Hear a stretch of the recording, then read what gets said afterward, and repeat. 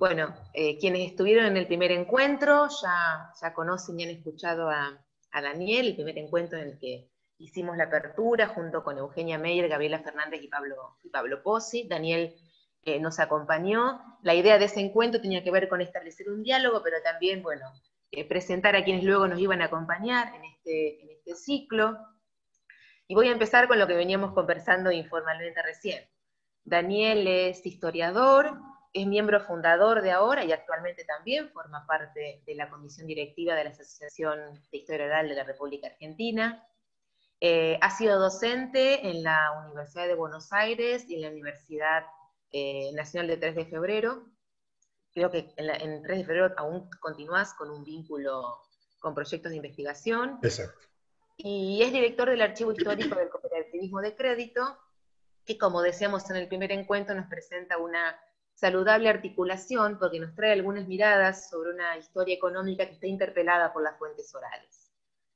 Pero también me interesaba destacar que Daniel se ha ocupado de la metodología de la historia oral y de su enseñanza.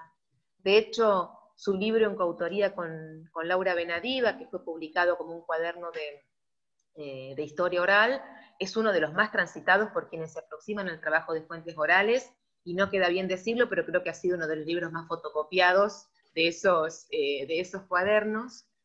Y me parece que esto también es valioso en el sentido que combina una preocupación por la educación, su orientación hacia la docencia y cómo construir un archivo histórico escolar. Y en este caso, esos materiales de Daniel también son una referencia muy importante para quienes pensamos que si la escuela se interesa por recuperar relatos de las familias de los estudiantes, del barrio, debe hacerlo con las mejores herramientas de la disciplina. Y aquí también, de esto también Daniel se ha ocupado. Desde hace muchos años, Plotins orienta sus investigaciones a la historia del cooperativismo de crédito en la Argentina, como dijimos recién. Su libro más reciente es una obra de peso, que es El dinero de los argentinos en manos argentinas, historia del cooperativismo de crédito, que tiene, aunque Daniel tiene varios artículos y libros también sobre el tema. Personalmente hay un trabajo de Daniel que yo siempre invito a mis estudiantes a leer, que se llama, entre comillas, ¿Fue Martínez de Hoz el ministro de Economía de Onganía?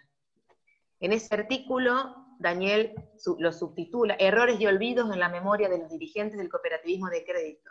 Es un artículo publicado hace muchos años, creo que en el último número publicado de la revista Taller, y en el cual da cuenta, ¿no?, de cómo la historia oral es capaz de iluminar cada uno de los temas que nosotros nos proponemos investigar. Me parece que en ese sentido, y pensando en esto, en este artículo, y en estas propuestas, es que a nosotras nos pareció imprescindible, digamos, invitar a Daniel a formar parte de este ciclo. Así que, bueno, sin más parloteo de mi parte, muy agradecida de que hayas participado otra vez en este curso y te escuchamos.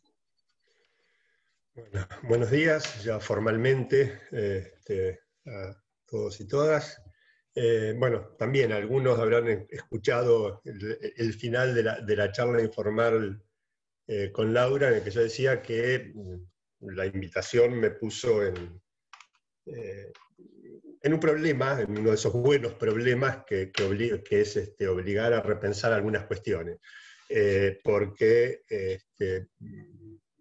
ya a esta altura uno tiene muchas horas de clases y de charlas en Zoom, y cuando yo pensaba qué es lo que tenía de raro esta respecto a las otras, es que en general las clases, bueno, son otra lógica, tienen como un público que uno conoce, acotado, un objetivo que fijado previamente, digo, tiene unas características muy especiales, y las charlas suelen ser sobre temas que uno desarrolla, digo, charlas de cooperativismo, de historia del cooperativismo, de historia oral, específicamente, digo, cursos más bien que tienen que ver con el uso de las fuentes orales y todo esto. Y acá no, porque se daba una cuestión, un tema muy específico, porque por un lado eran muy específicos, que aportan las fuentes orales a la historia económica, con receptores amplios y desconocidos, en el sentido de que no conozco, creo que somos una cantidad que podremos después, con las preguntas y hasta por ahí en algún intercambio al final, conocer un poco más de esto, pero digo, ¿cuál es su experiencia con la historia oral y cuál es su experiencia con la historia económica? Digo, con lo cual, después de dar muchas vueltas, digo, finalmente el eje de lo que tenía que plantear para hoy me parece que es que aportan las fuentes orales a los y las historiadores que investigan en temas de historia económica. Y en este sentido, digo, partiendo que eso sí es lo que tendrían en común, quizá no, pero que sí tendrían en común, ya que la apelación es a qué aporta a la historia económica. Digo, ya sé que algunas que conozco no trabajan en historia económica. Y entonces, digo, la primera cuestión era fijar me parecía o acordar ciertas cuestiones básicas. Digo, la primera cuestión es de qué hablamos cuando hablamos de historia económica. Y empecé por lo más obvio, digo, ir a la página de la Asociación de Argentina de Historia Económica y leer un par de cuestiones. ¿Qué dice? La historia económica es la rama de la historiografía que estudia la economía del pasado, así como la rama de la economía que estudia los hechos y estructuras económicas del pasado. Primera cuestión, digo, algunos escucharon, yo formé parte, digo, soy socio de la Asociación Argentina de Historia Económica, participo en sus jornadas y qué sé yo, y nunca me di cuenta que de procesos socioeconómicos ni ahí, ¿no? Es decir, solo hechos y estructuras. Tengo un tema para la próxima asamblea de la Asociación Argentina de Historia Económica. La otra cuestión, y ahí sí, más amigable, o que me decía, bueno, que tampoco nunca me había, porque digo, la verdad que nunca había entrado a ver cuál era la misión según la página web de la asociación, cuál era su misión. Entonces, cuando habla de su misión, dice promover la preservación y consulta pública de archivos, documentos y testimonios relativos a la historia económica argentina. Bien, digo, por algún lado, digo, nos tienen en cuenta, aunque asumiendo testimonios o después tendremos que hablar de qué hablamos cuando hablamos de testimonios, si es lo mismo que fuentes orales, e incluso cuando hablamos de fuentes orales, en qué contexto las usamos. Lo real es que las jornadas de historia económica, desde ya hace varios años, quedó congelado ahí, hubo un crecimiento hace unos 10 años en el número de mesas, muy grande, y quedó congelada en 15 ejes temáticos que no cambian. En eso tiene una lógica diferente a la Asociación de Historia Oral, que, digamos, abre a temas, a propuestas de tema. Acá hay temas, mesas cerradas, que tiene su ventaja, porque uno a lo largo de los años se va reencontrando con las mismas personas y los mismos procesos de investigación, o uno puede ir haciendo un seguimiento y ir viendo las modificaciones, pero decía, de esos 15 hay 13, comercio, cooperativismo y economía social, crecimiento económico y desigualdad, problemas económicos de frontera, empresas y empresarios, fundamentalmente, historia agraria, de las innovaciones y las tecnologías, industrial, instituciones y políticas económicas, mundo del trabajo, la única que se cruza claramente con las jornadas de historia económica, donde hay a veces más de una mesa vinculada al mundo del trabajo, con las de historia oral, población, inmigraciones, relaciones económicas, servicios, digo, todas esas, uno en principio asumiría que las fuentes orales pueden aportar, y de hecho muchos trabajos, y dejé afuera 2 de esas 15, sistemas fiscales, teoría e historia, digamos, y la de teoría, historiografía y pensamiento económico, donde no revisé los 4 últimos congresos, y ahí ninguna, pero en las otras 13 mesas, muchos trabajos apelan a entrevistas. Digo, suena bastante lógico, trabajo sobre una empresa, trabajo sobre la historia de la producción agropecuaria, tecnología. Ahora, solo algunos, y acá dejo un tema para después, solo algunos, y acá ya es opinión mía, digo, el otro es objetivo, estaría dentro del campo de hay entrevista, digo, uno ve en el texto, en la en las referencias finales que han hecho entrevistas. Sería, algunos además usaron fuentes orales. Y lo dejo acá pendiente para entrar a el mundo más formal de la historia oral. En Argentina ya se hicieron 13 encuentros de historia oral. Como dijo Laura, yo estoy desde el principio. En ninguno de esos 3 encuentros no hubo jamás ninguna mesa vinculada a lo económico, salvo que, pero no es mundo de trabajo, que digo, con otros nombres los tenemos, pero no refieren, digo, claramente no están en línea con lo económico. Digo, en eso no se superponen las mesas, las miradas sobre ese mundo. Digo, jamás. Y por lo menos a partir del cuarto, sí, a partir del cuarto, yo vengo planteando que debería haber una mesa que de alguna manera interpele a quienes trabajan en historia económica. Digo, y invitarlos a entrar al mundo de la historia oral. Sí hubo en la Conferencia Internacional de Historia Oral que organizó la IOHA, la Asociación Internacional de Historia Oral, en 2012, ahí sí logré que haya una mesa que yo coordiné, Historia Oral y Economía. Con un dato, participaron 1.500 investigadores de más de 40 países y leo, porque la hice yo, la reseña que había que hacer, el parrafito que había que hacer respecto a qué pasó en esa mesa. Expusieron 7 investigadores, 7 de 1.500, menos del 0,5%, de 6 países, República Checa, México, Estados Unidos, Colombia, Argentina, abordando temas vinculados a la historia de empresa, el impacto social y demográfico de las crisis económicas, la discriminación femenina en el sector empresarial, el desarrollo del cooperativismo, el mío, y la transición al capitalismo en los países del este europeo, el de la República Checa, claramente. Y hago una aclaración, 5 de los trabajos incluían reflexiones sobre el aporte, los alcances y las problemáticas que habría el uso de fuentes orales en las investigaciones. No lo digo en ese párrafo, pero si lo asocio con lo anterior, los otros 2 perfectamente los podrían haber presentado en una jornada de historia económica, ¿sí? Porque usaban entrevistas, ¿sí? Eran trabajos de historia económica con uso de entrevistas. Y acá empiezo a avanzar. Laura decía que no lo dijo así, digo, yo tengo una obsesión con el tema de lo metodológico, qué quiere decir hacer historia oral. ¿Y para qué sirve una jornada de historia oral si no es para reflexionar sobre cuestiones que tengan que ver con eso? Vuelvo a plantear, los otros 2 trabajos, genial que los trajeron, pero no estaban en este contexto.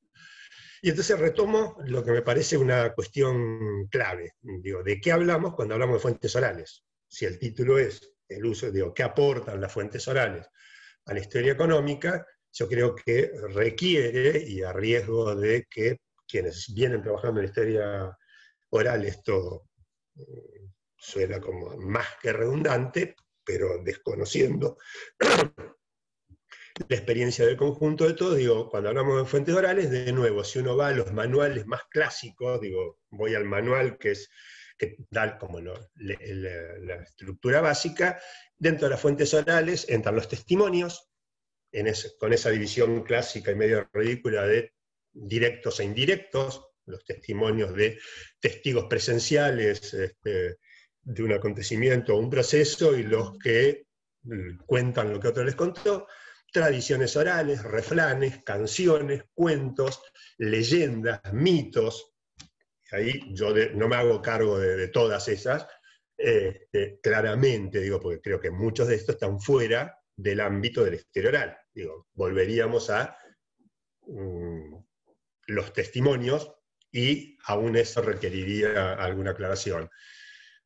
Igual lo de cuentos, leyendas y mitos, perdón, espero que en el grupo no haya ningún economista, asumo que son todos historiadores, porque lo de cuentos, leyendas y mitos me queda picando, digo, pensando en lo que hacen algunos economistas, digo, en qué basan muchas veces sus informaciones algunos economistas, pero bueno, no es el caso.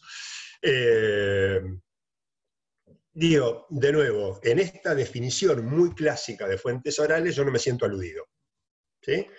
Porque lo que me interesa señalar es que de lo que yo puedo hablar es el aporte de las fuentes orales entendidas en el contexto de la historia oral.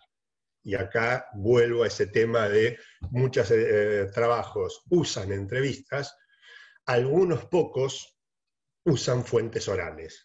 Y acá asumo arbitrariamente el derecho de determinar qué entrevistas, a qué entrevistas llamaré fuentes orales, digo, entendido en el contexto que supone que esas entrevistas se hagan en un contexto de historia oral. Y utilizo esa palabra muy vaga para no entrar en discusiones que después podemos en la ronda de preguntas e intervenciones respecto a qué sería trabajar en un contexto de historia oral, de qué, digo, podría ir más atrás, qué es la historia oral, cómo la definimos, pero si digo, hay algo en el que me paro como cuestión previa a cualquier definición, la especificidad de la historia oral deriva de que no el tema, el eje central del trabajo es la subjetividad humana, ¿sí? Como elemento determinante de prácticas individuales y colectivas. En ese contexto, si yo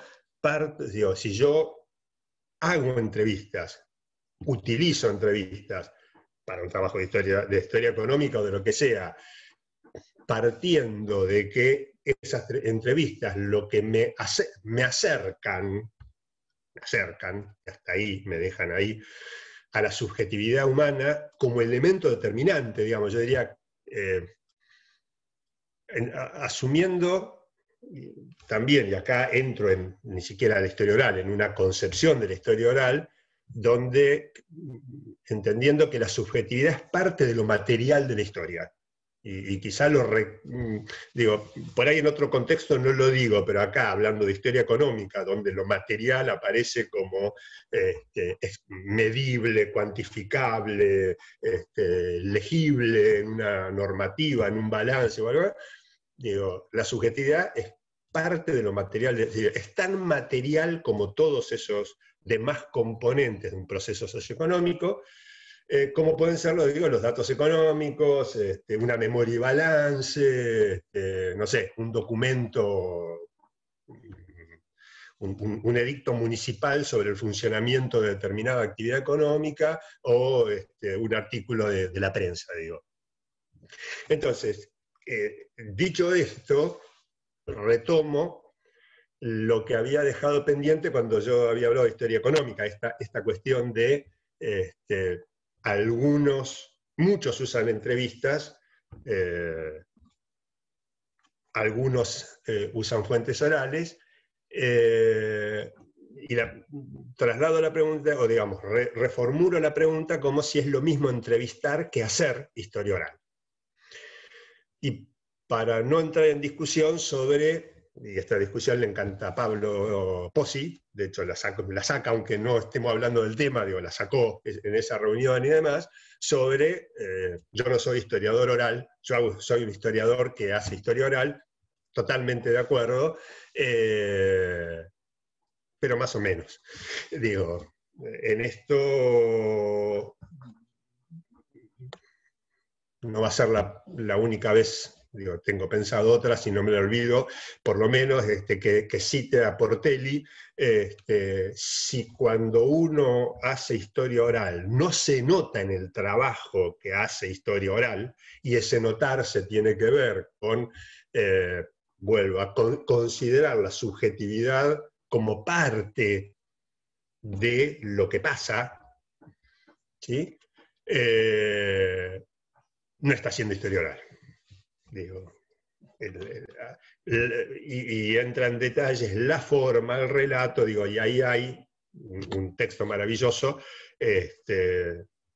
Lo mejor, hasta ahora no leí el último, el que escribió sobre Bob Dylan, que presentó también virtualmente hace unos días, o que está presentando en estos días, pero sí, la orden ya fue ejecutada, libro que tiene sus dificultades, 700, 800 páginas, pero que es, digamos, a donde uno, digamos, que chorrea historia oral, ¿sí? Digo, que es un trabajo sobre un tema absolutamente específico,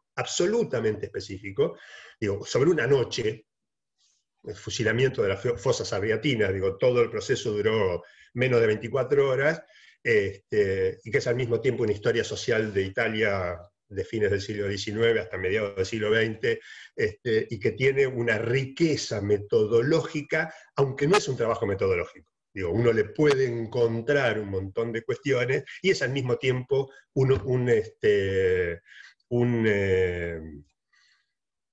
homenaje a los luchadores antifascistas, sin serlo, digo, siendo un trabajo clásico, formal, absolutamente documentado en términos históricos.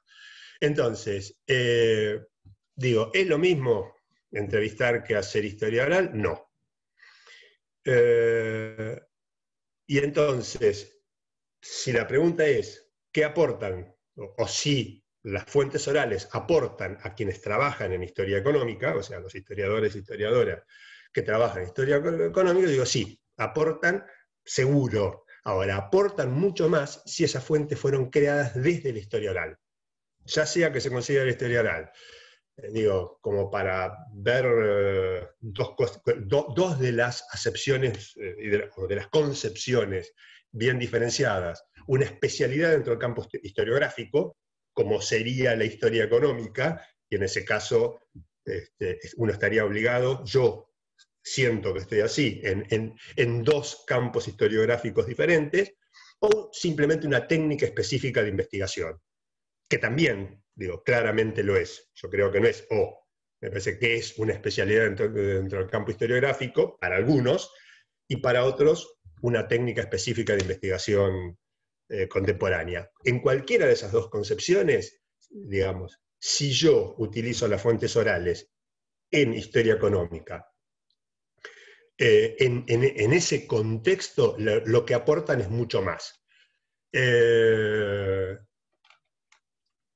Y eso, digamos, partiendo, obviamente, de que las fuentes orales, digo, y ahí, fuentes orales en un contexto de historia oral, y de nuevo vuelvo a cuestiones muy básicas y muy clásicas, son orales, son fuentes, aportan más información sobre los significados de los acontecimientos que sobre los acontecimientos mismos, no son objetivas, como todas las fuentes, digo, ¿sí? Pero además, porque son artificiales y variables, y son incompletas, también, como todas las fuentes, pero además porque son artificiales. O sea que tienen una subjetividad y una no completud, se dirá, ¿no? Digo, y no son completas por los mismos motivos, pero también por otros, que son específicos. Si yo tengo en cuenta todo eso, es que las fuentes me pueden aportar mucho. Entonces, dicho todo esto y teniendo en cuenta lo que me parece que va teniendo en común y por cómo sigue este ciclo de las y los historiadores y la historia oral, que es partir de la experiencia de cada uno, una cuestión, y ayer no es que no lo sabía, lo hablábamos al principio, pero creo que es la primera vez que hice la secuencia cronológica de cómo llego yo a este punto. Digo, ¿por qué estoy yo acá hablando del uso de las fuentes orales en la historia económica? Yo no llego de la historia económica a la historia oral, yo no hacía historia económica. Comencé a vincularme a la historia oral a principios de la década del 90, a fines del 80, a principios del 90, por una investigación muy puntual, historia del sindicalismo docente, que jamás avanzó. Desde 1992 trabajo en el uso de fuentes orales en la enseñanza de las ciencias sociales y la historia, y en ese contexto, muy rápidamente, asumimos la necesidad como una herramienta importante, crear un archivo oral escolar, y desde ahí, digamos, una de las líneas de trabajo es lo de archivos orales. Desde el 95 trabajo en la creación de un archivo oral, lo decía Laura al presentarme, el Archivo Histórico del Cooperativismo de Crédito, en el marco del cual hice más de 200 entrevistas a dirigentes, asociados, asociadas, funcionarios, empleadas de cajas de crédito y de bancos cooperativos, apelando al título, recién en el siglo XXI, ya entrado el siglo XXI, lo que para mí es como tardíamente, comencé a trabajar con fuentes orales en procesos de investigación.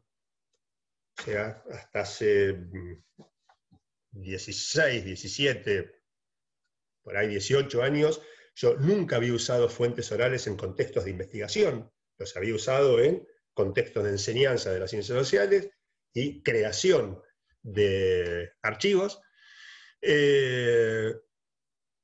Y unos años después, 2007, 2008, asumí que, al hacer historia del cooperativismo hago historia económica. ¿Sí? Más puntualmente, cuando empecé a participar ahí, y hasta que armamos un campo temático propio y nos independizamos como mesa de historia del cooperativismo y economía social, en la mesa de historia de empresas y empresarios. Las cooperativas son empresas, sí, es cierto. O sea, que a mí me llevó, mi objeto de estudio, las cooperativas, a articular esos dos mundos cuasi antagónicos, ¿sí? De los que también, los que estaban muy al principio, escucharon esta idea de a ver, al principio no eran cargadas.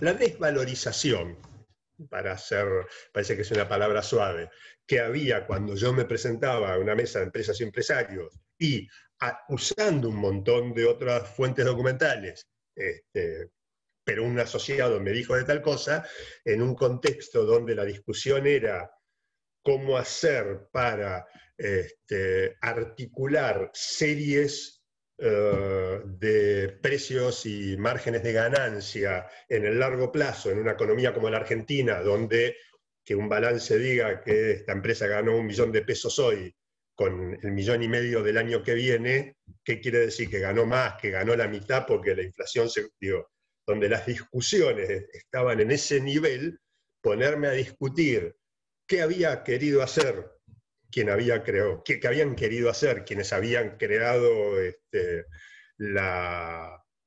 una cooperativa, e invitarlos a reflexionar sobre y qué habrá querido hacer el dueño de la empresa, particularmente en empresas y empresarios, en esa mesa suelen darse, tiene que ver con la lógica económica argentina y la accesibilidad a los objetos históricos, básicamente pequeña y mediana empresa. Es muy difícil hacer historia de grandes empresas, requiere equipos de trabajo muy y con mucha dificultad de acceso a la fuente. Entonces, si estamos hablando de pequeñas y medianas empresas, ¿se te ocurrió acercarte a la empresa?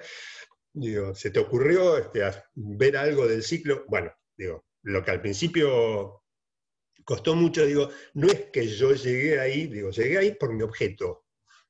Cuando yo quise discutir no el uso de las fuentes orales en la historia de las cooperativas, sino la evolución histórica del cooperativismo, digamos, y yo entendía además que debía ser en la mesa de sistema financiero, de finanzas y sistema financiero, y de ahí me sacaron literalmente corriendo. Acá hablamos de cosas serias, ¿sí? De bancos, de política financiera, empresas y empresarios, con eso de la pyme, las cooperativas, hay una cierta empatía conceptual, económica. De hecho, las cajas de crédito nacieron para atender a las pymes. Hasta en algún caso les servía no que yo usara fuentes orales, sino lo que yo aportaba sobre las cooperativas, así como a mí me aportaba el conocimiento de esa gente, de esas empresas, que eran los asociados de las cooperativas. Pero me llevó al objeto de estudio. Y esto tiene que ver con que las cooperativas son, por lo menos en una concepción que es la que yo utilizo como marco teórico para cualquier investigación, para mis investigaciones, y entiendo que para cualquiera que se haga de historia de las cooperativas, de que las cooperativas sean al mismo tiempo, simultáneamente, empresas y movimientos sociales. Y yo empecé a usar fuentes orales para los movimientos, para su faceta movimiento social. ¿Sí? Claramente, es decir, me comí el verso, y a esto voy, y por eso me parece importante ver cómo llego. Digo, yo me comí el verso y cuando estudiaba la cooperativa agarraba la memoria, los balances, la cosa, para ver cómo se movía como empresa, pero como era un movimiento social, eso me habilitaba a utilizar fuentes orales. Y es cierto, es imposible empezar a trabajar en el conocimiento de las cooperativas como movimientos sociales sin fuentes orales, y es posible, pero limitado e incompleto, trabajar la faceta empresarial de una cooperativa sin usar fuentes orales. Y entonces yo digo, para ir redondeando, porque ya llevo un rato largo, quedé medio con tu mención específica al articulito este de Fue Martínez de Oz. Es un artículo que yo quiero mucho y que en realidad es la adaptación de un trabajo presentado en una jornada de historia económica. Y sí, publicado, no sé si fue el último, pero de los últimos números papel, de esa época, de las tantas épocas que tuvo la revista Taller, y que para mí cerró una época, más allá de que lo sigo usando, sigo avanzando, digo, porque eso además tenía que ver con un periodo particular que abarca hasta la dictadura la última dictadura, digamos, hasta los 80, para entender los procesos del cooperativismo de crédito desde su fundación a fines de la década del 50 hasta los 80, cerró para mí un ciclo de las fuentes orales para entender, o acercarme a la cooperativa como movimiento social desde las fuentes orales. Y además porque me parece que es un ejemplo, puede ser buen ejemplo, mal ejemplo, pero es un ejemplo de las reflexiones a las que puede generar el realizar entrevistas desde el campo de la historia oral. Y yo había pensado un fragmento, a riesgo de que leer por Zoom es como complicadito, pero un fragmento que me parece que marca algunas de las cuestiones distinguiéndolo después con lo que es el uso específico en el ámbito empresa de las cooperativas. Es una reseña sobre ese artículo. El trabajo intenta aportar a la comprensión de los modos de operar de la memoria individual y colectiva a partir del análisis de las entrevistas realizadas en el proceso de creación del Archivo Histórico del Cooperativismo de Crédito. La lucha contra las medidas represivas y la normativa administrativa con la que se pretendió destruir en la Argentina a las cajas de crédito cooperativas durante las décadas del 60 y del 70, se transformó en un mito que cristalizó y organizó los acontecimientos históricos en un sistema de representaciones que es narrado en términos sociales como una épica fundante. Ese mito tiene tal peso en la identidad cooperativista que se repite casi sin variantes, aún en el recuerdo, entrecomillado, de quienes no participaron de esas luchas, porque ingresaron al movimiento cooperativo después, con posterioridad. Tengo 30, 40 personas que me dicen, en el 66 no nos rompieron el brazo, no nos torcieron, la frase es no nos torcieron el brazo, en el 66 no pudieron con nosotros, en el 66 tenía 7 años el que me está hablando, ¿sí? Y se incorporó al movimiento cooperativo 15 años después. En algunos testimonios, esa imposible participación, el que tenía 7 años, en otros no era imposible, pero yo sé que no estaban, o sé que estaba preso, caso puntual, un señor que me relata lo que hicieron, y el señor estaba preso, no por haber robado, por haber sido uno de los defensores de los sobrevivientes de la masacre de Trelew.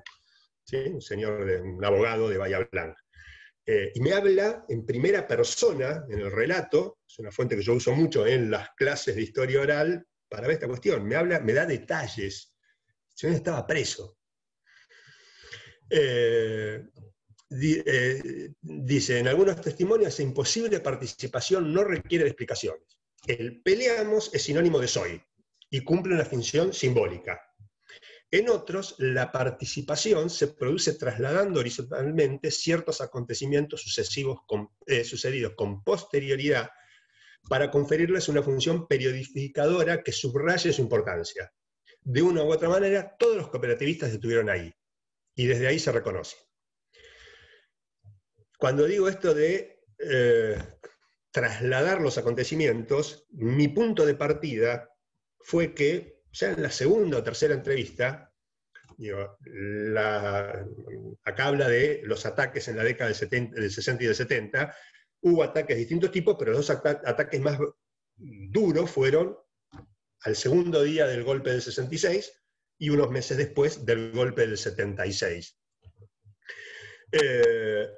Lo cual además, golpe del 60, en esto que uno suele llamar el golpe del 66, el golpe del 76, las primeras veces asumí, viejo no escucha, yo le estoy hablando del 66, me habla del 76, yo le hablo del 76, me habla del 66. Cuando empiezan, y ese entrecomillado del título, fue Martínez de Oz, el ministro de Economía de Onganía, es la afirmación textual de una de las personas, pero yo tengo 60, 70 testimonios, sobre esas 60, 70 testimonios está hecho ese trabajo, que confunden cosas sucedidas en el 66 o el 76, que trasladan, es decir, ¿cómo hace ese señor para decirme que estaba ahí en el 76 cuando estaba preso? Es de los que se salvó porque estaba preso desde antes, siguió preso toda la dictadura, pero es de los que estaban como blanqueados, ¿no? Estaban legalizados. ¿Cómo hace? Diciendo que fue Onganía lo que pasó en el 76. La otra cuestión es que es Onganía y Martínez de Oz. Nadie nombra a Videla, nadie nombra a alguno de los ministros, hubo dos en ese periodo, Alemán fue uno, de Onganía. ¿Por qué? Porque es cierto, el decreto contra las cooperativas es de Onganía. Y el ataque en el 76 no es de Videla, es una norma económica, mal llamada ley de entidades financieras, paso el aviso, que es la que sigue vigente hasta el día de hoy. El sistema financiero lo rige un bando militar, cuyo borrador original elaboró Martínez de Oz. Entonces, en ese contexto, y con esto cierro, digo, claramente, este trabajo no es un trabajo de historia económica. Aunque trabajo con las mismas entrevistas, es un trabajo de historia oral. Acá, como dice la reseña, el trabajo intenta aportar a la comprensión de los modos de operar de la memoria individual y colectiva a partir de bla, bla, bla. No intenta aportar sobre la vida de cooperativas. Me aporta sobre la vida de cooperativas un montón. Un montón.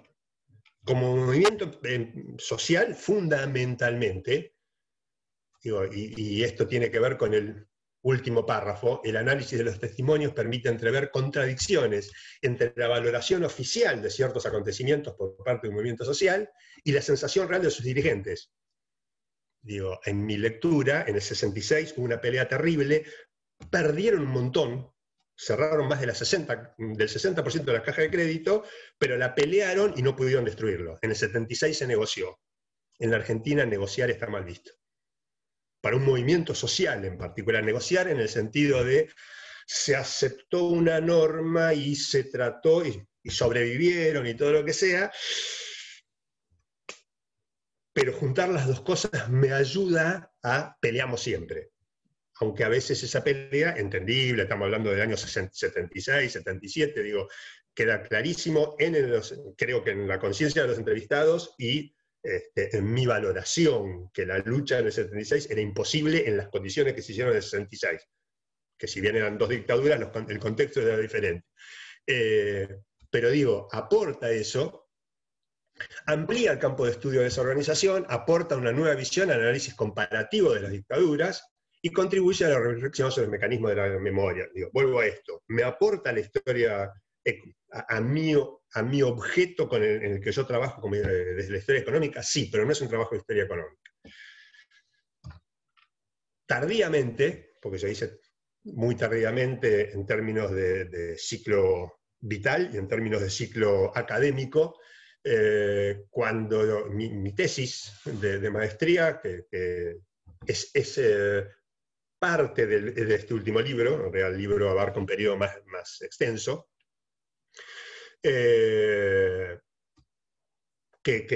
tesis que realicé entre 2010 y 2013, o sea, para ustedes hace bastante, para muchos de ustedes, para mí recién. Es una tesis que se presenta en el contexto de historia financiera argentina. Mi director de tesis es un especialista en historia financiera argentina. Serías el especialista de historia financiera argentina. El que coordina las mesas del cual me echaban las primeras veces. Quienes evaluaron la tesis eran un especialista invitado en historia financiera argentina, inglés invitado, porque maneja mucho el tema del Fondo Monetario Internacional y demás, y eso aporta mucho, o tiene mucho que ver con esto. Un especialista de historia de empresa, de la Facultad de Ciencias Económicas, digamos, en ese momento en realidad el que dirigía el Centro de Estudios Económicos de la Empresa, una cosa así, y asumiendo que como era cooperativa, el cooperativismo es un especialista en historia cultural. Ahora, cuando yo ahí hago, y no lo voy a leer entero, pero sí menciono las fuentes, digo, en la introducción de la tesis, como corresponde, uno tiene que explicar las fuentes y por qué, qué sé yo, el orden en que está planteado es, examino legislación argentina al respecto, documentación en ese orden, documentación administrativa e institucional generada por la Federación de Cooperativas que se manejó en ese momento, porque era la que articulaba todo el movimiento cooperativo, legislación argentina y documentación administrativa e institucional generada por órganos de Contralor, Banco Central, el INAE, lo que sea, documentación administrativa e institucional de las cooperativas de crédito, y testimonios orales de dirigentes y funcionarios cooperativos existentes en dicho archivo, fundamentales para comprender la vida institucional y completar y complementar la información brindada por la documentación disponible. Entonces, y ahora vuelvo para ir cerrando, ¿qué aportan las fuentes orales? Pensando en quienes hacen historia económica, y pienso por lo menos en algunos ejes que me quedan muy claros, historia de empresas, las crisis, historia agraria, sistema financiero, aportan a la gente que estaba por ahí. Digo, en todos esos, además de procesos económicos, además de hechos económicos, hay gente. Y esa gente, con su subjetividad, creo que en ese campo pueden hacer un aporte importante. Pero además, completan y complementan la información más dura. Y acá, yo ayer cuando, una mención, desde antes, mientras estudiaba, yo trabajaba en una caja de crédito. Y eso en algún momento supuso que yo llevaba los legajos, y hago el gesto, no me ven el gesto, pero hago el gesto, porque en ese momento era una carpeta llena de papeles, digo, no era una información que demandaba un Excel, digamos, con toda la documentación de las pequeñas y medianas empresas que trabajaban con la cooperativa, lo subía a una mesa donde un grupo de dirigentes decidían si se le daba un crédito o no. Y un señor, dirigente, que recuerdo claramente el nombre, no el nombre del otro, Jaime Sepiarski, a lo que después yo pude entrevistar ya desde el otro lugar, digamos, al que yo le peleaba que no había que darle crédito a a un señor, llamémosle José, porque el balance decía que le iba terriblemente mal. En un momento, después, cuando me daba explicación, en un momento me dice, ¿y por qué el señor, no sé cuánto, dibujaría su balance menos que yo? ¿No le paga un contador acaso? Eso que para mí fue un aprendizaje, una inmersión. Yo tenía 17 años, 18 años, 19. Era una inmersión en PYME, ¿sí? O sea, la economía se maneja así. En contabilidad, yo hice la escuela normal, había tenido un año de contabilidad, en realidad, que solo me habían dado, en contabilidad te enseñaban que un balance se lee así. No, no se lee así. Un balance está dibujado. Cuando yo digo algunas de estas cosas en las mesas de historia económica, no en la de historia del cooperativismo, que terminamos siendo más o menos bien, si se dedica a la historia del cooperativismo, ya hay gente que piensa feo, digo, o sea, ya tiene alguna cuestión, en otras mesas se ponen, digo, cuando están discutiendo cómo empalmar series de balances durante 50 años, y yo le digo esta frase de Jaime Zepliarski, no cae muy lindo, digo. Entonces, ¿las fuentes orales reemplazan los datos duros? O sea, ese dibujo de balance, no reemplaza. Ahora, me da un sentido, completan y complementan. Y básicamente me parece que ayudan a no caer en el fetichismo cuasi positivista del documento cuantitativo. Digo, hay que hacer series de balance, sí, hay que hacer, pero hay que meter toda la subjetividad.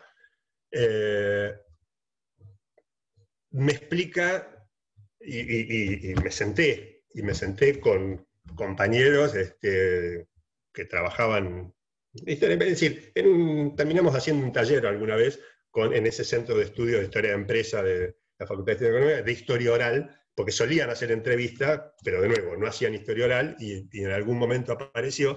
Digo, me parece que aportan a interpretar cifras que son incomprensibles. Volviendo a esto, ¿cómo hace una empresa que todos los años da pérdida para seguir funcionando? Bien, porque no da pérdida.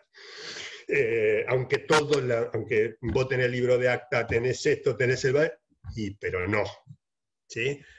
Pero además, ¿por qué lo hace? Digo, aporta todas las decisiones políticas y empresariales que no pueden constar en actas.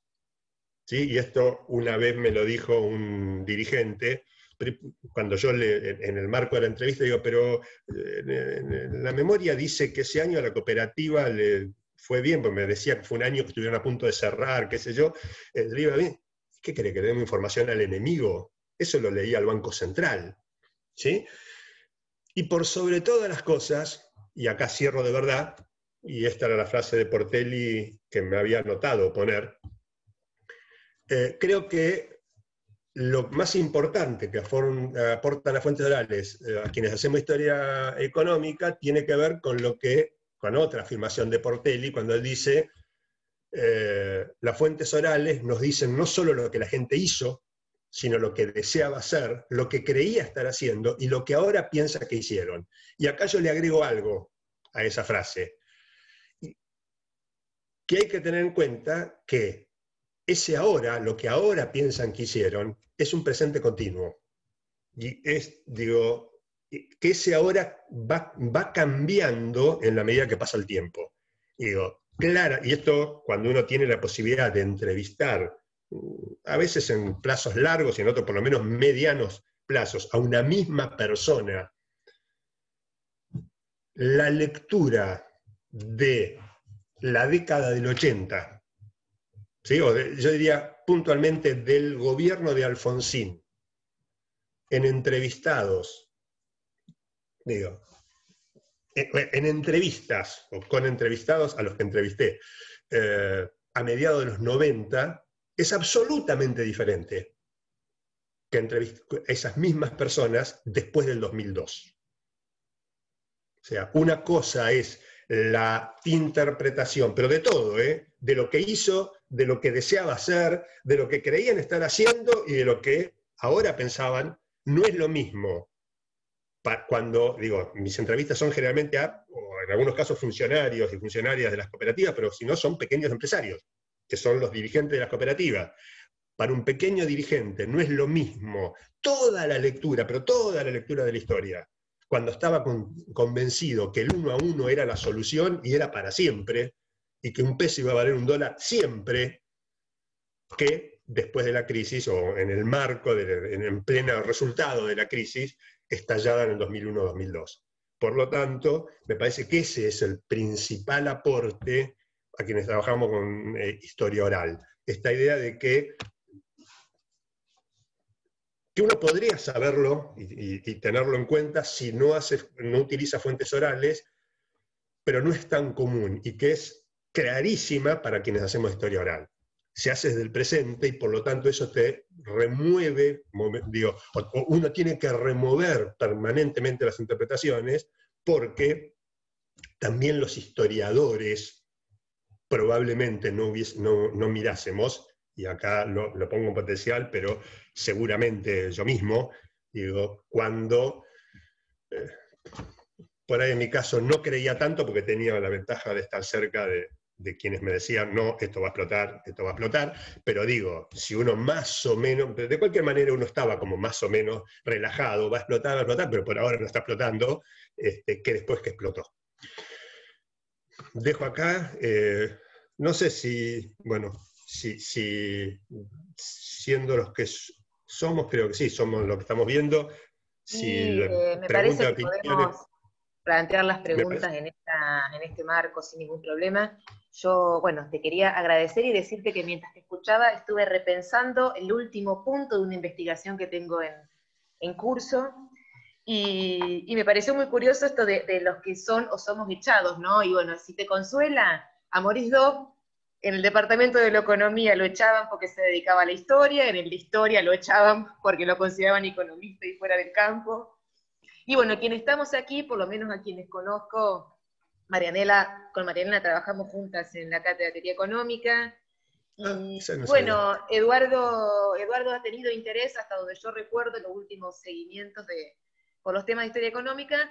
Bueno, y Marcelo Adriani, que es compañero mío en un instituto, de hecho ha hecho una investigación sobre una empresa y también ha acudido a fuentes orales. Me parece que es bien interesante todas estas observaciones que hiciste, ¿no? Porque yo pensaba, hay muy buenos trabajos que usan muy bien las entrevistas, como usan muy bien otras fuentes, y eso no los aproxima en absoluto a hacer un trabajo de historia oral. Sin embargo, hay una recuperación valiosa de las entrevistas. Y bueno, y no es necesario caracterizar esos trabajos como de historia oral. Son trabajos que usan muy bien esa fuente, como usan también otras fuentes, ¿no? Entonces me parece que algo que yo intuía y que leyéndote y escuchándote me parece que se refuerza cada vez más, es algo que sin trabajar historia oral también decía Carlos Chipola, ¿no? La cantidad de cosas que suponemos cuando hacemos historia económica, sobre lo que la gente hizo o por qué dijo. Cuando dice, bueno, ¿cuántos acuerdos se sellaban con un apretón de manos? Y de eso no hay registro, ¿no? Él no estaba pensando en entrevistar, por supuesto, a comerciantes del siglo XVIII para saber qué acuerdo habían sellado con un apretón de manos, pero ya estaba hablando de esto, de la imperiosa necesidad de considerar que con las fuentes escritas o que ya mal llamadas convencionales es insuficiente, ¿no? Y me parece que esto, si nosotros no hiciéramos, si los historiadores orales que hacen historia económica y en esa compleja articulación no se preguntaran por qué quiso hacer la gente, o que en realidad, por qué el balance que literalmente debiera haber tenido otra información no lo daba, no sabríamos la mitad de lo que conocemos sobre la historia económica o la historia en sí de determinados procesos. A mí me parece que, otra vez, esto que es una articulación saludable y que, como vos decís, aún a muchos seguramente le resulta una pregunta, ¿no? Yo cuando divulgaba esta actividad decía, pero ¿es historia económica o historia oral? ¿No? Como esperando en una única ubicación. Y me parece que es muy saludable pensar esto en términos metodológicos, que no se puede separar del proceso que estás investigando, pero que en términos metodológicos es necesario, es muy necesario. Bueno, acá había una pregunta de Victoria, que si querés hacerla, abrir el micrófono nomás, Vicky, y el resto, bienvenidos para intervenir. Hola a todos y hola Daniel, no sé si te acordás de mí, no, de mí sí, pero nos conversamos un poquito entre Leu, Y bueno, un poco escuchándote, porque el texto no lo he leído, y bueno, pienso hacerlo cuando me desconecte, te preguntaba esto, digamos, si en el texto trabajás la posible influencia de la política del Partido Comunista de la Argentina en relación con este énfasis en Martínez de Hoz que expresa el título. Sí, de hecho, acabas de hacerme ver que me autocensuré, también que estaba tratando de leer muy rápido, porque cuando enumeraba la fuente, digamos, esos párrafos, que además están entrecortados, de la explicación de la fuente que usaba, sí, me autocensuré, claro, porque está metido en otro renglón, y yo leía la primera parte. Entre las fuentes utilizadas están las publicaciones y documentos generados por el Partido Comunista Argentino en las décadas del 50 y del 60. Sí, con una aclaración doble, ya que yo sé de tu interés particular en ese tema y por qué la pregunta. Publicaciones y documentos que no son muchos, ¿sí? Porque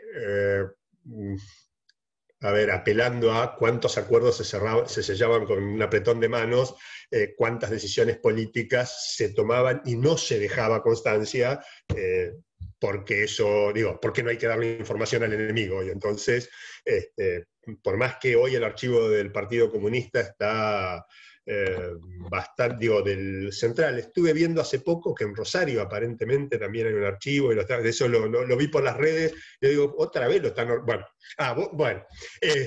vez lo están organizando, después digo, no, es Rosario, debe haber un archivo allá. Bueno, yo voy a hablar del archivo de acá, está muy bien organizado, pero no es un problema de desorganización, es un problema de que montones de esas decisiones, quienes alguna vez anduvimos por ahí, sabemos que la transmisión era oral, ¿sí? Que iba bajando, digamos, las determinaciones, por lo tanto, las publicaciones y documentos son escasos, y las fuentes orales complicadas, digamos, con cierto nivel de dificultad para acceder. De cualquier manera, sí, digo, algunas usé, y de hecho un montón de mis entrevistados además eran militantes del Partido Comunista. Y ahí está el puente para los que no lo manejan, en su punto de partida, 58, 60, digamos, el desarrollo del cooperativismo de crédito, que en realidad venía de antes, pero la transformación del cooperativismo de crédito estuvo fuertemente impulsada desde un sector no como corriente, sino de sector en el sentido de que el PC estaba dividido en sectores: sector de trabajo con la clase obrera, sector de trabajo con la mediana empresa, justamente por el sector vinculado al trabajo de la pequeña y mediana empresa, en el marco de la lectura de que el enemigo principal era el imperialismo, y por lo tanto la pequeña y mediana burguesía, y es casi textual, y aún sectores de la gran burguesía son objetivamente aliados de la clase obrera en la transformación social de la Argentina. Sí, he usado Frank. Daniel, sí. Te leo, hay un comentario de Laura Ortiz que te agradece la intervención. Dice, creo que sus aportes son fundamentales para la historiografía, los contactos entre la historia oral y la historia de empresas se ha revitalizado, aunque queda mucho por hacer, en los últimos avances en la justicia en torno a la represión y extorsión a determinadas empresas durante el terrorismo de Estado. Y esta idea de lo que vos estabas diciendo, de cómo los entrevistados cambian su testimonio según la época en la que hablan, la historiografía también lo hace según la época y las necesidades sociales. Uh-huh. Te hago una pregunta. Vos dijiste que podías explayarte un poco en esto de qué significa trabajar en un contexto de historia oral. Lo dijiste al principio. Y después te pregunto, cuando vuelvas a la reunión de historia económica, que dijiste que podías plantearlo en la agenda esto de para poder discutir o para ponerlo más, o para visibilizar más la necesidad de la historia oral para el trabajo en la historia económica, ¿cómo lo harías? ¿Cómo son esas disputas ahí adentro? A ver, son dos cosas bien distintas. Empiezo por esta que es más fácil. En realidad, lo que yo leí, descubrí ayer, no es que no, al revés. Descubrí por un lado que de una manera muy genérica, pero es un renglón y medio, sí promueven la preservación y consulta pública de archivos, documentos y testimonios. Digo, esa era a favor. O sea, tienen en cuenta, más allá de que testimonio es un concepto muy amplio, pero uno podría decir, tienen en cuenta las fuentes orales en el marco de, en igualdad, en el mismo renglón donde dice archivos, documentos. Es cierto, los testimonios no son documentos, pero bueno, documentos duros, documentos y testimonios. Lo que yo planteaba era, como tema a discutir, es que solo hablan de hechos y estructuras económicas y no de procesos socioeconómicos. De cualquier manera, esto tiene que ver más con nada. A ver, que ponemos en misión, me parece que tiene que ver con eso, porque claramente los procesos socioeconómicos son... es objeto de una parte importante de las investigaciones. Entonces, en ese sentido yo lo planteaba. Lo otro, en realidad, no tengo que darlo, lo vengo dando y, reitero, quien coordinaba alguna de las mesas donde me dijo, che, andate en todo, digo, después lo conocí, la primera vez que mandé un resumen, me dijo, me parece interesante el tema, pero reenviarlo a la mesa de historia de empresas, porque acá hacemos historia del sistema financiero. Esa misma persona después fue mi director de tesis. Y en la tesis, en la larga lista, como en las tesis uno tiene que hacer, digamos, después de algunas son útiles y otras son absolutamente inútiles, todo, está en el enunciado de las fuentes, y yo utilicé, no todas, porque además la tesis se refería a un periodo, un recorte, esas locuras del mundo académico. Yo tenía el libro, sí, todo el periodo que llega hasta 2005, 2006, pero era demasiado largo para tesis de maestría, tenía que cortar en el 66, porque no podían ser más de 150 páginas, no me acuerdo cómo era, pero ahí uso cerca de 70 entrevistas, es decir, hay un avance en esto, con aquellos que pude ir compartiendo. El mundo de la historia económica es amplísimo, pero vuelvo a plantear, casi esto que al principio era, para los que escuchaban al principio, somos amplios, tengo un amigo que hace historia oral, hoy en general está mucho más asumido, y vuelvo a plantear, y para mí es una batalla ganada, no personal, desde la historia oral, este tema, me gustaría charlar con vos de a ver qué pasa con él, porque no le encuentro la vuelta. ¿Te parece que, sí, que tiene que ver, de nuevo, con el uso de las fuentes orales, con a quién entrevistar? En historia de empresa, al revés, entre pequeñas y medianas empresas aparece mucho, si aparecen entrevistas, aparecen generalmente al empresario. Estaba solo en la empresa. De alguna manera, esta idea de, si se quiere, una de las corrientes o de los ríos que conformaron la historia oral, la norteamericana, que tenía en cuenta los testimonios de los dirigentes.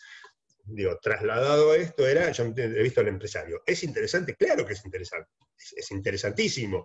Es imprescindible, para que explícame hasta donde puedas, no la cifra porque no te vas a acordar, pero más o menos cuánto le recortaban al balance, volviendo al ejemplo del balance, hasta esto, por qué la creó, qué pasó, todo un montón de cosas. Ahora, vuelvo a Cepiani, no tenía un contador este señor, no es interesante preguntarle, no tenía un gerente, no había trabajadores, no había clientes, no había proveedores, no tienen nada que decir.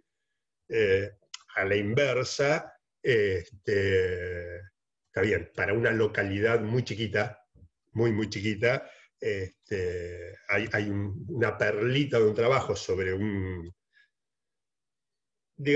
almacén de ramos generales en una localidad muy chica donde terminó entrevistando al pueblo, a la gente, digo, a los consumidores, porque en última instancia todo el pueblo iba a comprar ahí, que es esas cosas, digamos, que, entonces, yo creo que hay un cambio, se nota, hace 15 años ahora, y no tiene que ver, digo, chenche bastante ahí, pero digamos, se va.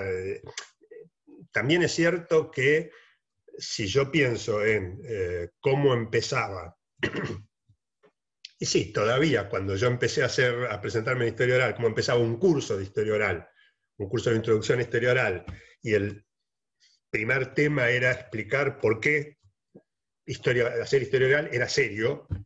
Sí, digo, todavía había que andar explicando, sí, hasta fines de los 90 seguro, pero yo diría, en principio de los 2000 todavía, esto es, las fuentes orales son tan válidas como las otras fuentes, y uno empezaba marcando, pero son esto, aquello, pero además yo tenía un caballito de batalla que era una entrevista a un señor que yo tenía 7 títulos de 7 periódicos distintos, sobre un hecho en Santa Fe, en San Genaro. San Genaro, sobre un conflicto entre San Genaro y San Genaro Norte, que ahora los dos son San Genaro, digo, desde hace como 10 años se fusionaron, pero donde hubo un conflicto histórico, se estuvieron jodiendo la vida durante décadas y décadas, que explotó en el 58 por una cuestión que termina creando la cooperativa de crédito, y yo voy a entrevistar a un señor sobre por qué... sobre el origen de la cooperativa de crédito, y me aparece un conflicto entre dos pueblos, una locura, qué sé yo, y donde yo tengo 7 periódicos, digo, después de esa entrevista me pongo a buscar otra documentación, que los que hacemos historia, por más que hagamos historia oral, tenemos que utilizar, y yo tenía 7 periódicos que,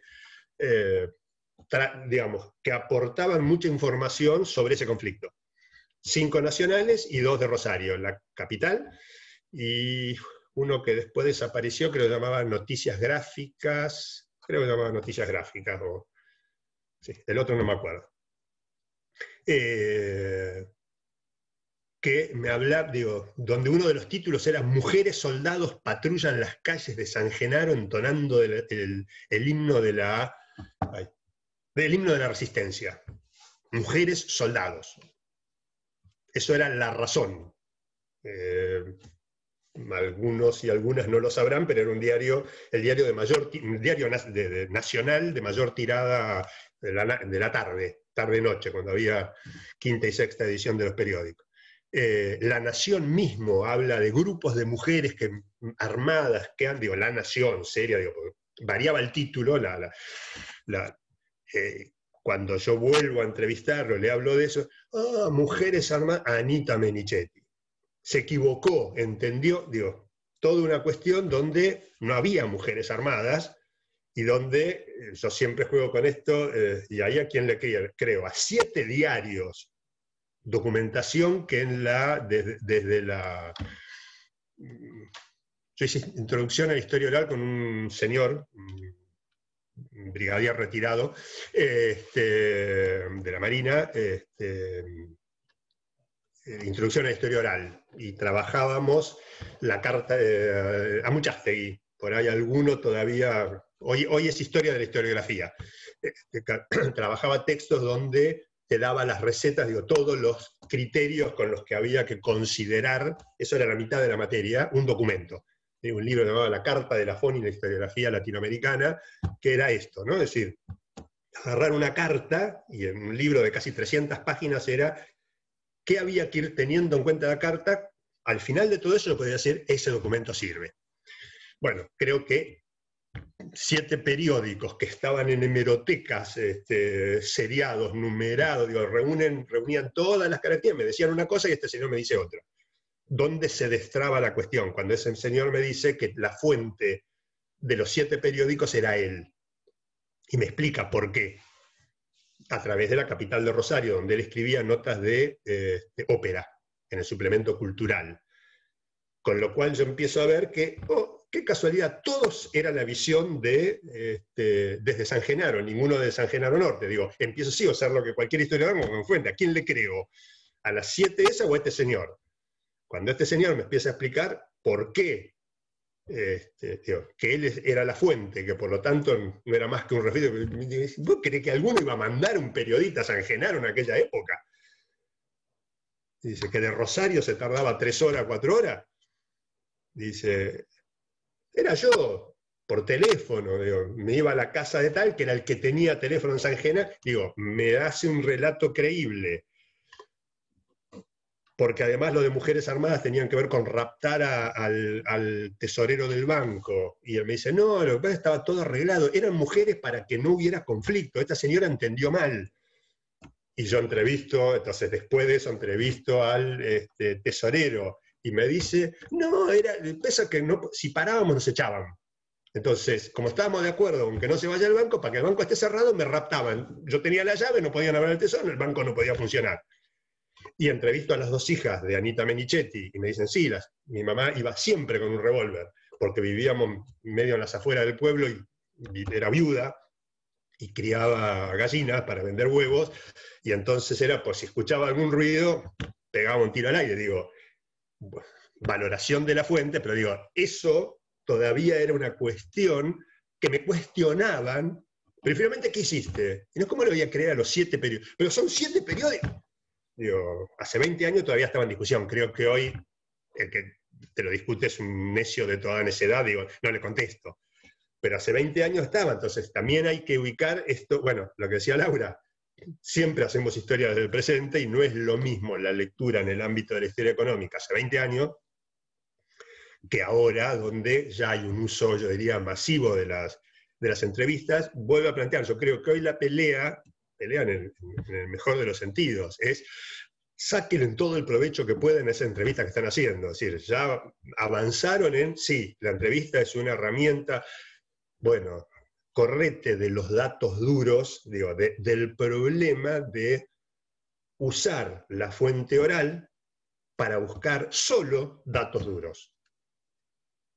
Partiendo de esta idea de que las fuentes orales dicen más sobre la interpretación de los datos duros que sobre los datos duros mismos. Eso creo que es lo que todavía es un tema a discutir, no solo en la historia económica, en montones yo diría, con la mayoría de los... Creo que quienes nos ubicamos en la historia, desde el campo de la historia oral, creo que, decir batalla parecería que es contra. El aporte que tenemos que hacer es sáquenle todo el provecho, hagan bien las entrevistas, primera cuestión. La entrevista de historia oral tiene unas ciertas particularidades, entonces ya que les parece que la entrevista puede darles información interesante y se toman el trabajo de ir a hacer la entrevista, saquen el mejor provecho, primero, haciéndola bien, entre comillas, es decir, preparándola, teniendo en cuenta un montón de cuestiones, y sáquenle todo el provecho posible, que tiene que ver con el desarrollo de la entrevista, pero también con el análisis de la entrevista, y esta cuestión, digo, evitar que, acá el tipo se puso a boludear y está hablando de otra cosa. No, flaco, fíjate, a ver, por ahí sí, por ahí no tiene la más mínima, pero no vayas a buscar el dato, digo, no vayas a la entrevista. Hay documentos que se pueden leer, uno puede hacer una lectura cruzada, ¿sí? Y buscando a ver si encuentra, me ha pasado a mí, leer páginas y páginas de libros de actas, y uno puede hacer una lectura más o menos cruzada y decir, no, acá hay algo, porque, no sé, el 50%, por ser 50, 60% de las actas, es siempre lo mismo, tiene que ver con cuestiones formales, que no aportan, entonces uno puede ir buscando. No se pueden leer las entrevistas cruzadas. Primero porque no deberíamos leerlas en papel, o en todo caso deberíamos leerla en papel para ver si nos interesa y después ir a verla, pero digo, en un sentido metafórico, digo, no vayas buscando pensarlas, reflexionar, analizarlas, fíjate en el concepto, cruzarlas con la otra información, fíjate si qué te queda, o esto, la necesidad de una segunda entrevista, algo así de... y esto yo lo trabajo mucho en las capacitaciones de historia oral, esta idea de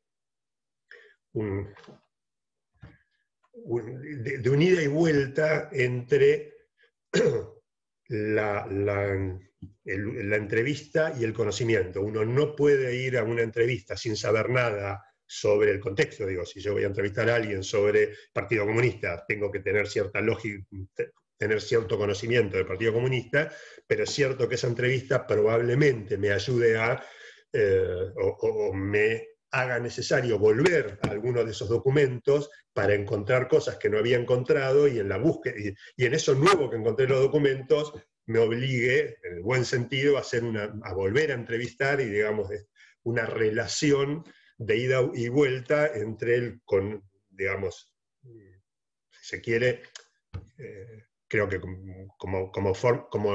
como parte de la lógica de cualquier investigación, donde uno va avanzando desde ciertos conocimientos, avanza, retrocede y demás. Bueno, acá, en esto de las fuentes orales, esa articulación entre el ir conociendo más gracias a las entrevistas, pero además el necesitar repreguntar en función de lo que voy conociendo más de lo que estoy trabajando, digamos.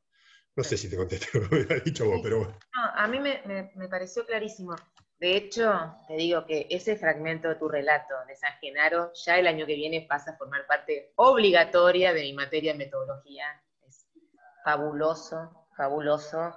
Digo que no creo que sea un caso exclusivo, pero me parece muy, muy revelador de lo que implica esto y cómo nos permite también cuestionar, a ver, las fuentes verdaderas o serias, ¿no? Creo que todos aquellos que nos miran de reojo o nos miraban de reojo tendrían que reflexionar un poco también acerca de qué significa ser historiador, historiadora, y una reflexión sobre las fuentes un poco más seria.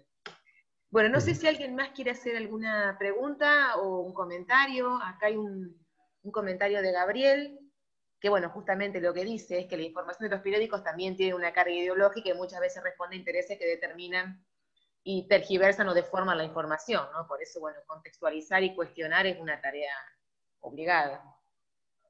Un comentario específico en la prensa, viendo cómo cada vez...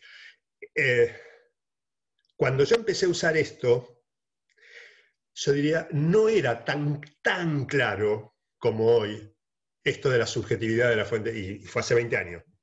¿Sí? Digo, la entrevista es de hace 25, 97 es la entrevista, pero quiero decir, esto de cómo van cambiando el lugar desde donde uno trabaja, esto que hoy para todos es evidente, la prensa no solo no es objetiva, que eso no sabe nada, es totalmente objetivo, sino que trabaja para interés, qué sé yo, hace 20 años no es que no lo sabíamos, no era un tema en cuestión. Hoy es como mucho más transparente, yo digo... hace mucho que no lo uso, pero creo que si hoy uso eso, probablemente la primera lectura esté dirigida a eso. ¿Sí? Pero lo periódico, y obvio que no, es obvio. Bueno, no, hace 20 años no era tan obvio. Coincido. Bueno, ¿alguien más quiere hacer algún comentario o alguna pregunta? Sí, Graciela. Ah, qué gusto verte. Espera que tenés que activar el micrófono.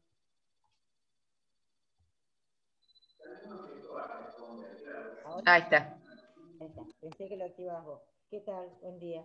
Un gusto. Mira, vos sabés, Daniel, que tu experiencia me trajo a colación cuando nosotros comenzamos aquí en Comahue a hacer historia oral hace 25 años más o menos, como vos decís, integrantes del equipo, que nosotros hacíamos historia oral, la cual era historia social, historia política, pero también se hacían entrevistas a lo que tiene que ver con el campo de la historia económica.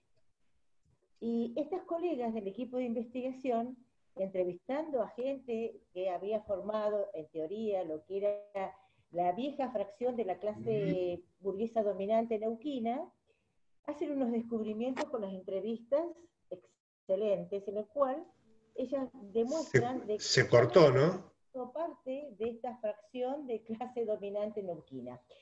lo cual puso en tensión una de las hipótesis de la historiadora de historia económica más conocida de nuestra universidad, que generó todo un debate en un congreso, por lo cual ella cuestiona... Graciela, a ver, Graciela, ¿querés retomar? Sí. Porque en un momento Daniel dejó de escuchar.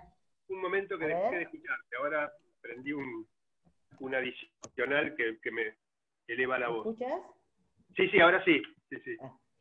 No, y este trabajo, esta investigación con fuentes orales, había puesto en tensión por el testimonio, el relato de aquellos que pertenecían a esa vieja fracción de clase burguesa dominante local, lo que era un trabajo de una hipótesis ya consagrada de una historiadora de historia económica de nuestra universidad, lo cual generó un debate en un congreso que lo que se notaba claramente que las fuentes que habían utilizado estaban demostrando que los propios actores se percibían, y aquí está la cuestión de la subjetividad, donde estos actores económicos se ubicaban dentro de ese proceso de la construcción de una burguesía regional.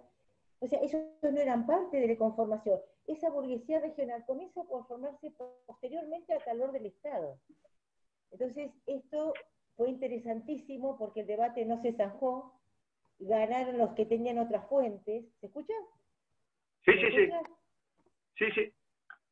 Ganaron los que tenían habían utilizado otras fuentes, porque bueno, era una hipótesis que tenía muchos años, con mucho dato demostrado, en términos empíricos, y cómo a partir de las fuentes orales se estaba dando otra interpretación a partir de la subjetividad de la formación de la burguesía regional. Me acordé con lo que vos planteaste de una realidad propia, de debate con fuentes diferentes en las investigaciones.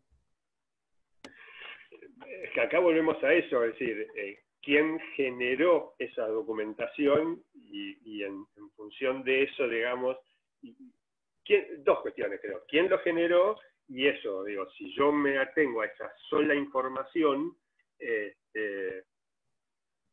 yo creo que hay dos cosas. Primero, hay una... porque si no parecería que lo metodológico es determinante, y es importante, pero no es determinante. Yo creo que quien revisitó ese tema utilizando fuentes orales, ya lo hace desde una concepción, desde un marco teórico, desde una concepción de esto no alcanza. O sea, en todo caso, ahí las fuentes orales son una herramienta que le permite acceder, pero me parece que hay una cuestión previa. No me parece que sea una cuestión de pasaba por acá, ya que estaban, hago entrevistas. Creo que en esto hay un ida y vuelta también entre el uso de las fuentes y el contexto. Y ahí creo que marca mucha diferencia esto de si es un trabajo, de nuevo, cuando yo digo usar entrevistas o hacer historia oral. Yo siempre lo refiero cuando, vos Laura decía, yo trabajé mucho en los aportes de la historia oral al uso a la enseñanza de las ciencias sociales. Y en un trabajo, digamos, poníamos mucho el eje de, ahora, ¿es mágico? No, no es mágico. Si yo no cambio nada en la escuela, introduzco las fuentes orales, en el mejor de los casos saldrán algunas entrevistas lindas. Tiene que haber primero una disposición desde el concepto pedagógico general de los docentes que lo van a llevar a cabo. Ahí hablábamos de un proyecto institucional, de una lógica institucional participativa, y en ese sentido, las fuentes orales, además de una cuestión, de un lindo archivo, aportan a la enseñanza de ciencias sociales. Acá es lo mismo. Digo, me parece que si esas entrevistas tensionaron, es porque quienes las realizaron, quienes no las entrevistas, el producto de eso, la investigación, es porque ya hay una voluntad de poner en cuestión historias más o menos cerradas, que muchas veces aparece que en las historias regionales, bueno, los trabajos en Tierra del Fuego que mencionaba el otro día Gabriela, ¿no? Con el tema, ahí no era por grupo empresario, pero esta idea de quiénes son los verdaderos nacidos y criados, digamos, bueno, toda esa cuestión que que no solo en la historia económica, sino en las historias regionales, tienen mucho peso, digamos, y que empezar a indagar a través de las entrevistas a veces mueven esas cosas como muy, muy consolidadas, digamos. Sí, de hecho, todos los equipos y la gente que ha dirigido Graciela y Urno en Comahue cuentan otra historia política, ¿no? Una historia política que está complejizada, enriquecida y es mucho más interesante a partir de la incorporación de fuentes orales, ¿no? Me parece que, digo, en ese sentido, volver a lo que iniciamos, ¿no? ¿Cuánto se ve beneficiada una investigación cuando incorporamos fuentes orales? Me parece que en este caso, bueno, todo el recorrido que hizo Daniel da sobrada cuenta de esto para la historia económica. Si no hay más preguntas o intervenciones, Daniel, nosotras no tenemos más que agradecerte muchísimo esta segunda participación.